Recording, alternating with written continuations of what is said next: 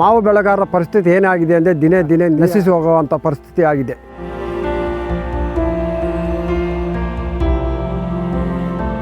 ವ್ಯಾಪಾರಸ್ಥನಿಗೆ ತುಂಬ ನಷ್ಟ ಸರ್. ಈಗ ಹಣ ತಂದು ಬಡ್ಡಿಗೆ ತಂದು ಒಡವೆ ವಸ್ತ್ರ ಇಟ್ಟು ನಾವು ವ್ಯಾಪಾರ ಮಾಡೋದು ಸರ್. ಬಂದರೆ ಬಂದು ಹೋದರೆ ಹೋಯ್ತು ಸರ್. ಇದರಿಂದ ತುಂಬ ಅನಾನುಕೂಲ ಆಗ್ತಾಯಿದೆ ಸರ್. ಬೂದಿ ರೋಗ, ನಾನಾ ರೋಗಗಳಿಗೆ ಈ ಮಾವು ಬೆಳೆಗಾರರು ಪರಿಸ್ಥಿತಿ ಇದಾಗಿದೆ. ಈ ಬಾರಿ ಅಂತೂ ತುಂಬ ನಷ್ಟ ಇದೆ ಸರ್. ಇಡೀ ವಿಶ್ವದಲ್ಲೇ ಕೋಲಾರ ಜಿಲ್ಲೆಯ ಶ್ರೀನಿವಾಸಪುರ ತಾಲೂಕು ಮಾವಿನ ಪ್ರಸಿದ್ಧಿ ನಗರಿ ಎಂದು ಪ್ರಸಿದ್ಧವಾಗಿದೆ.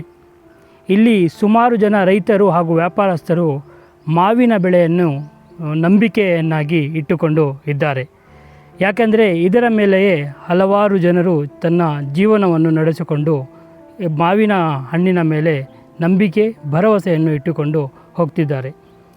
ಕಳೆದ ವರ್ಷ ಮಾವಿನ ಬೆಲೆಗೆ ಸರಿಯಾದ ರೀತಿ ಬೆಂಬಲ ಸಿಗದಿರುವುದರಿಂದ ಹಲವಾರು ರೈತರು ವ್ಯಾಪಾರಸ್ಥರು ಬಹಳ ನಷ್ಟಕ್ಕೀಡಾಗಿ ತುಂಬ ತೊಂದರೆಗಳನ್ನು ಅನುಭವಿಸಿದ್ದಾರೆ.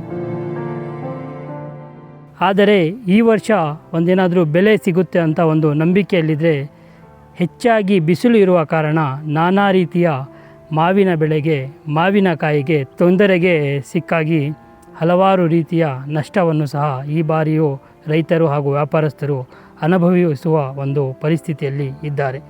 ನೀವು ಹಿಂದೆ ನೋಡ್ಬೋದು, ಏನು ರೈತರು ಹಾಗೂ ವ್ಯಾಪಾರಸ್ಥರು ಮಾವಿನ ಬೆಳೆ ಏನು ಬಿಸಿಲಿನಿಂದ ತೊಂದರೆ ಆಗಬಾರ್ದು ಅನ್ನೋ ಒಂದು ಉದ್ದೇಶದಿಂದ ಸುಮಾರು 2-2.5 ರೂಪಾಯಿ ಖರ್ಚು ಮಾಡಿ ಒಂದು ಮಾವಿನಕಾಯಿಗೆ ಪೇಪರ್ ಕವರನ್ನು ಹಾಕಿಸಿದ್ದಾರೆ. ಸ್ವಾತಂತ್ರ್ಯ ಹೋರಾಟ ಒಂದು ಕಥೆಯಲ್ಲ, ಮರೆಮಾಚಿದ ಹೋರಾಟಗಳ ಅನಾವರಣ. ಭಾರತದ ಸ್ವಾತಂತ್ರ್ಯ, ಕರ್ನಾಟಕದ ಏಕೀಕರಣ ಒಂದೇ ಹೋರಾಟದ 2 ಮುಖಗಳು. ಜೈ ಹಿಂದ್, ಜಯ ಕರ್ನಾಟಕ ವಿಶೇಷಾಂಕ ಈಗಲೇ ಓದಿ ಹಂಚಿಕೊಳ್ಳಿ. ಈ ಎಲ್ಲವನ್ನು ಸರ್ಕಾರ, ಜಿಲ್ಲಾಡಳಿತ ಹಾಗೂ ತೋಟಗಾರಿಕೆ ಇಲಾಖೆಯವರು ಗಮನಿಸಿ ಏನು ಸೂಕ್ತ ಕ್ರಮ ಆಗುತ್ತೆ, ಮಾವಿನ ಬೆಳೆಗಾರರ ಜೊತೆ ಮಾವು ವ್ಯಾಪಾರಸ್ಥರ ಜೊತೆ ಸಭೆ ಮಾಡಿ ರೈತರಿಗೆ ವ್ಯಾಪಾರಸ್ಥರಿಗೆ ಏನು ಅನುಕೂಲ ಆಗುತ್ತೆ ಆ ನಿಟ್ಟಿನಲ್ಲಿ ಸರ್ಕಾರ, ಜಿಲ್ಲಾಡಳಿತ, ತೋಟಗಾರಿಕೆ ಇಲಾಖೆ ಅನುಕೂಲ ಮಾಡಿಕೊಡಬೇಕು. ರಾಜ್ಯದ ಅತಿ ಹೆಚ್ಚು ಮಾವು ಬೆಳೆಯುವಂಥ ಕೋಲಾರ ಜಿಲ್ಲೆಯ ಶ್ರೀನಿವಾಸಪುರ ಮತ್ತು ಕೋಲಾರ ಕೆಲವು ಭಾಗದಲ್ಲಿ ಈ ಬಾರಿ ಏನು ಟ್ರಿಪ್ಸ್ ಒಂದು ವೈರಾಣು ಹೊಸ ರೋಗಾಣುದಿಂದ ವ್ಯಾಪಾರಸ್ಥರು, ಮಂಡಿ ಮಾಲೀಕರು ಮತ್ತು ರೈತರಿಗೆ ತಟ್ಟಿದೆ ಕೋಟ್ಯಾಂತರ ರೂಪಾಯಿ ಮಾವು ಬೆಳೆಗಾರರ ಸಂಕಷ್ಟಕ್ಕೆ. ಈ ಹಿಂದೆ ಹೋದ ವರ್ಷ ಮಾವು ಬೆಳೆಗಾರರು ಸ್ವಲ್ಪ ಬಂದಿರೋ ಫಸಲಿಗೆ ಮಾರ್ಕೆಟ್ ಮೇ ಮತ್ತು ಜೂನ್ನಲ್ಲಿ ಕಟಾವು ಮಾಡ್ಕೊಂಡು ಹೋಗುವಾಗ ಬೆಂಬಲ ಬೆಲೆಗೆ ಕೇವಲ 3-4 ರೂಪಾಯಿ ಮಾರಾಟ ಮಾಡಿದಾಗ ಸರ್ಕಾರ ಮಧ್ಯಪ್ರವೇಶ ಮಾಡಿ 4 ರೂಪಾಯಿ ಬೆಂಬಲ ಬೆಲೆ ಘೋಷಣೆ ಮಾಡಿ ಸಮಾಧಾನವಾಯಿತು.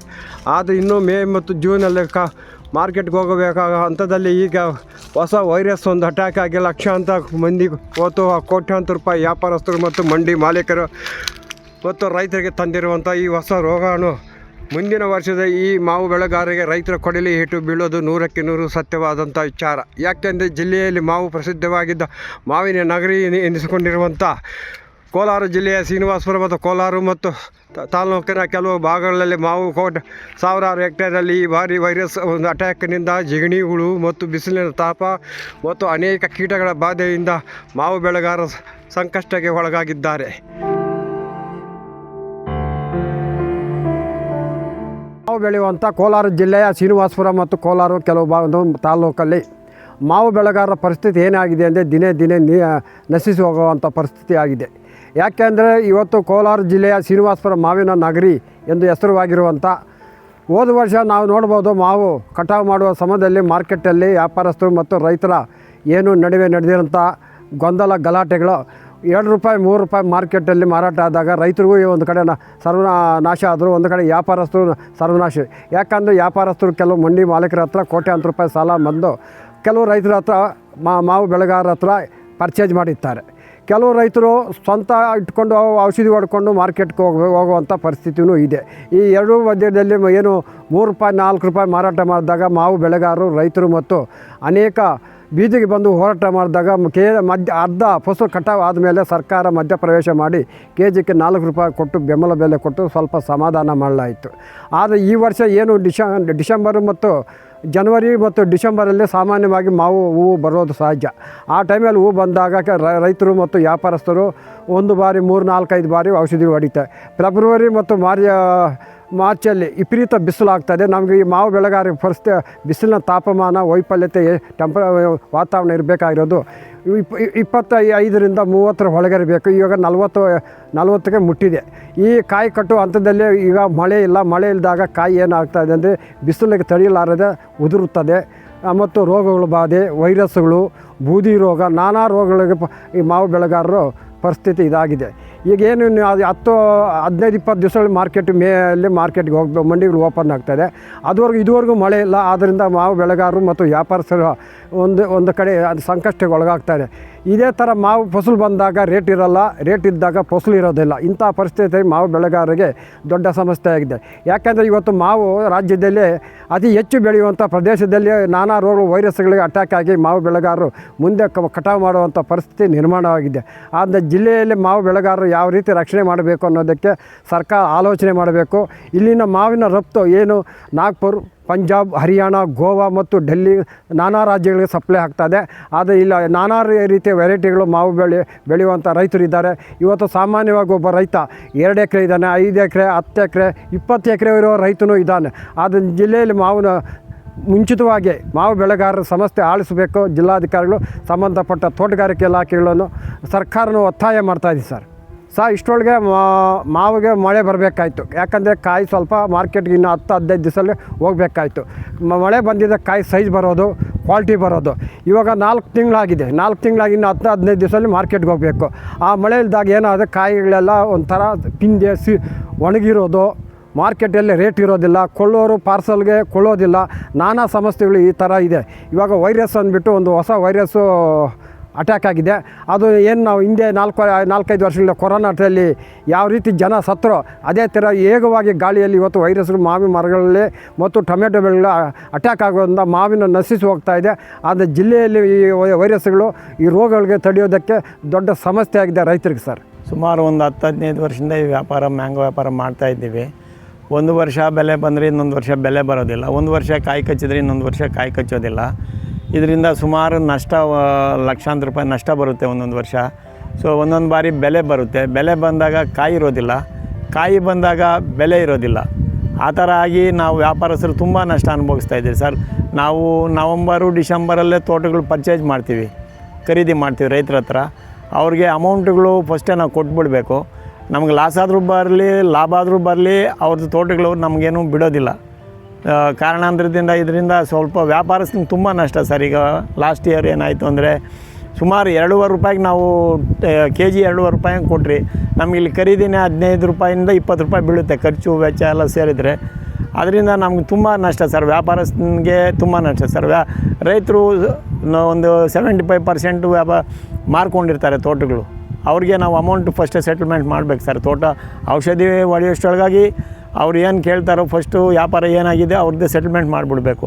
ಅದು ಸೆಟಲ್ಮೆಂಟ್ ಮಾಡಲಿಲ್ಲ ಅಂದರೆ ನಾವು ತೋಟಗಳಲ್ಲಿ ಬರಲಿಸೋದಿಲ್ಲ. ನಾವು ಔಷಧಿಗಳು ಸಿಂಪಡಣೆ ಮಾಡಬೇಕು. ಮತ್ತು ಈ ಟ್ರಿಪ್ಸ್ ಅನ್ನೋದು ಭಾರಿ 3-4 ವರ್ಷದಿಂದ ತುಂಬ ಕೆಲಸ ಕೊಡ್ತಾಯಿದೆ ಸರ್. ಆ ಟ್ರಿಪ್ಸ್ ಕಂಟ್ರೋಲ್ ಮಾಡೋಕ್ಕಾಗ್ತಾಯಿಲ್ಲ. ಸುಮಾರು ಒಂದು ಸೀಸನ್ಗೆ, ಒಂದು ಮ್ಯಾಂಗೋ ಸೀಸನ್ಗೆ ಕಡಿಮೆ ಅಂದರೂ ಒಂದು 5-6 ಬಾರಿ, ಕನಿಷ್ಠ ಒಂದು 3ರಿಂದ 4 ಬಾರಿ ಔಷಧಿ ಹೊಡಿಲೇಬೇಕು. ತುಂಬ ಖರ್ಚು ಬರ್ತದೆ ಸರ್. ಅದರಿಂದ ತುಂಬ ನಷ್ಟವೂ ಬರುತ್ತೆ. ಏನೋ ಬೆಲೆ ಸಿಕ್ಕಿದರೆ ನಮಗೇನೋ ಅಷ್ಟು ಜೀವನ ಮಾಡಲಿಕ್ಕೆ ಒಂದಷ್ಟು ಅಮೌಂಟ್ ಬರುತ್ತೆ. ಇಲ್ಲ ಅಂದರೆ ಅದು ಇಲ್ಲ ಸರ್. ನಾವು ಸಾಲ ಮಾಡಿ ಹಣ ತಂದು, ಬಡ್ಡಿಗೆ ತಂದು, ಒಡವೆ ವಸ್ತ್ರ ಇಟ್ಟು ನಾವು ವ್ಯಾಪಾರ ಮಾಡೋದು ಸರ್. ಬಂದು ಹೋದರೆ ಹೋಯ್ತು ಸರ್. ಇದರಿಂದ ತುಂಬ ಅನಾನುಕೂಲ ಆಗ್ತಾಯಿದೆ ಸರ್. ಇನ್ನೊಂದು, ಸರ್ಕಾರ ಇದ್ರ ಬಗ್ಗೆ ಏನು ವ್ಯಾಪಾರಸ್ಥರ ಬಗ್ಗೆ ಯಾರು ಗಮನ ಹರಿಸೋದಿಲ್ಲ. ಬರೀ ರೈತರು ಅಂತೇಳಿ ರೈತರಿಗೆ ಕೊಡ್ತಾರೆ ಸರ್ಕಾರದವರು. ರೈತರು ಕೊಟ್ಟರೆ ಬೆಂಬಲ ಬೆಲೆ ಅಂತ ಕೊಡ್ತಾರೆ, ನಮಗೇನು ಕೊಡೋದಿಲ್ಲ ಸರ್. ಯಾರೋ ಒಬ್ಬೊಬ್ಬರು ಪುಣ್ಯಾತ್ಮರು ಕೊಡ್ತಾರೆ, ಕೆಲವ್ರು ಕೊಡೋದಿಲ್ಲ. ಆದ್ದರಿಂದ ವ್ಯಾಪಾರಸ್ಥನಿಗೆ ತುಂಬ ನಷ್ಟ ಸರ್. ಇದು ಒಂದೊಂದು ಟೈಮ್ಗೆ ಆ ಥರ ಎಲ್ಲ ಪ್ರಾಬ್ಲಮ್ ಇದೆ ಸರ್. ಈ ಬಿಸಿಲಿಂದ ಈಗ ಇನ್ನೊಂದು, ಈಗ ಹೂವಕ್ಕೆ ನವಂಬರ್ ಡಿಸೆಂಬರ್ಗೆ ಹೂವು ಸ್ಟಾರ್ಟ್ ಆಯಿತು. ಆವಾಗಲಿಂದ ಒಂದು ಹನಿ ಮಳೆ ಇಲ್ಲ. ಅದು ತುಂಬ ಪಿಂದೇನೂ ಕಚ್ಚಲಿಲ್ಲ. ಒಂದು 25ರಿಂದ 30% ಕಚ್ಚಿದೆ. ಅದ್ರ ಬಿಸಿಲಿಗೆ ತುಂಬ ಡ್ರೈ ಆಗೋಗ್ತಾಯಿದೆ, ಪಿಂದೆ ಉದುರ್ತಾ ಇದೆ. ಎಲ್ಲೋ ಕಚ್ಚಿರೋದು ಒಂದು 10-20% ಕಚ್ಕೊಂಡಿದೆ ಸರ್, ಅಷ್ಟೇ ಸರ್. ಅದು ಈ ಬಾರಿ ತುಂಬ ನಷ್ಟ ಇದೆ ಸರ್ ಮ್ಯಾಂಗೋದು. ರೇಟ್ ಏನಾಗುತ್ತೆ ನಮಗೆ ಗೊತ್ತಿಲ್ಲ ಸರ್. ರೇಟು ಮಾರ್ಕೆಟು ಈಗ ಫ್ಯಾಕ್ಟ್ರಿಗಳವರು ಅವರೆಲ್ಲ ಯೂನಿಯನ್ ಆಗ್ತಾರೆ, ಅವರು ರೇಟ್ ಫಿಕ್ಸ್ ಮಾಡ್ಕೊಳ್ತಾರೆ. ತಿನ್ನೋಕಾಯಿ ಲೈನ್ ಕಾಯಿ ಇದೆ ಅಂತೆ. ಈಗ ಅಕಸ್ಮಾತ್ ಬಾದಾಮಿ ಇರ್ಬೋದು, ಮಲ್ಲಿಕಾಯಿ ಇರ್ಬೋದು, ಅದೇನಾನ ಡಿಮ್ಯಾಂಡ್ ಇದ್ದರೆ ಮಾತ್ರ ಸ್ವಲ್ಪ ಪಾರ್ಸಲ್ ಹೋದರೆ ಏನೋ ಒಂದಷ್ಟು ಬೆಲೆ ಸಿಗುತ್ತೆ. ಇಲ್ಲಾಂದರೆ ಅದೂ ಇಲ್ಲ ಸರ್. ಮಾರ್ಕೆಟ್ ಮೇಲೆ ಈಗ ಜ್ಯೂಸ್ ಕಾಯಿ ಅವಾಗ ರೇಟ್ ಬರಲಿಲ್ಲೋ ಲೈನ್ ಕಾಯಿಗೂ ರೇಟು ಡೌನ್ ಮಾಡ್ತಾರೆ ಸರ್.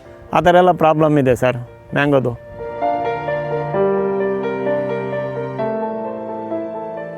ಸಂಬಂಧಪಟ್ಟ ಇದು ತೋಟಗಾರಿಕೆ ಇಲಾಖೆಗೆ ಸಂಬಂಧಪಟ್ಟಿರೋದು ಮಾವು, ಟೊಮೆಟೊ, ನಾನಾ ತರಕಾರಿಗಳು.